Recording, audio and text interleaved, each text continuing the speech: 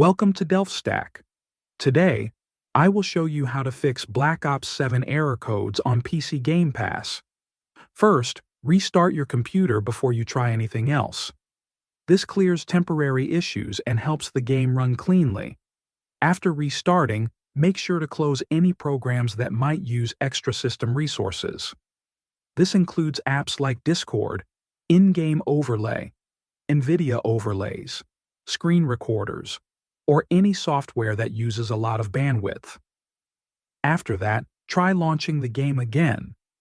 If the problem continues, the next step is to repair or reset the Xbox app. Open Windows Settings, go to Apps, then find Installed Apps. Scroll down to the Xbox app and click Advanced Options. Here, you can first try the Repair button. If the game still doesn't work, click Reset. This will refresh the app and often fixes errors related to Game Pass. The Microsoft Store can also cause issues. To fix it, open the Start menu and type WSReset. Run this tool to clear the cache and refresh the store. After it finishes, try starting the game again. Another common cause is extra devices connected to your PC.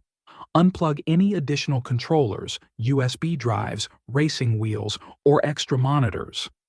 Sometimes the game can have trouble detecting input devices or multiple displays. Try launching the game with only your keyboard and mouse on a single monitor.